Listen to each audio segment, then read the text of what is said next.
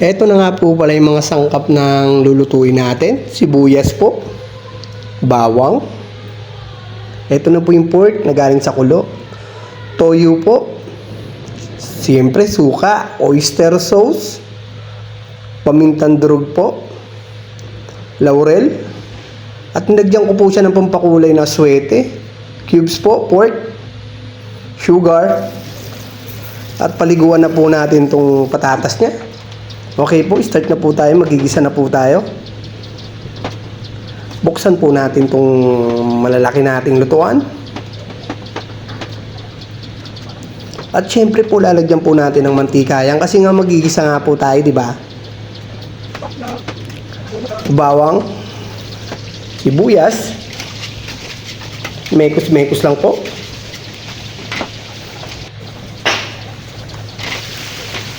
At ilagay na nga po natin itong pork. Yan po. Toyo po. Konting asin. At sugar po. Nilagyan ko na para kumapit na po yung mga lasa niyan. At mekos-mekos po. Yan po. Kaya dyan po lumaki ang braso ko. Kakahalo po ng mga niluluto ko po. Konting toyo po. At takpan natin. At kung luna nga, mekos-mekos po ulit. Ayan po. At ito na nga po yung tubig, sasabaw natin.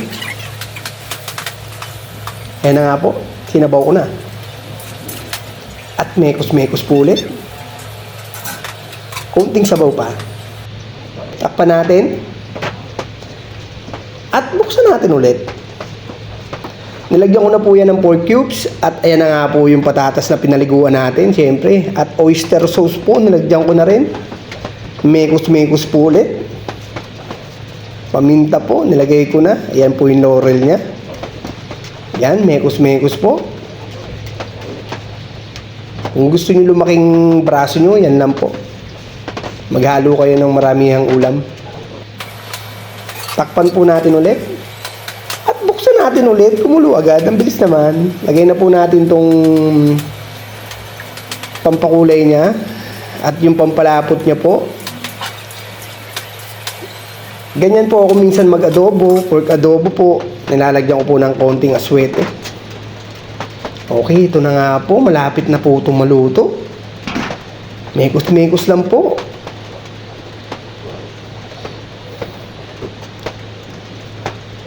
Okay, tikman po natin yan. Naaayon sa ating lasa. Yan na, nagkulang na nga po ng toyo. Nilagyan ko po yan ng sariwang sibuyas, oyster sauce po ulit, mekos-mekos po ulit. Wala ang katapusang halo po to. Ayan na po yung suka niya. Takpan po natin. At buksan po natin ulit. Ito nga po, mekos-mekos po ulit. Toyo ulit. Konting sugar pa.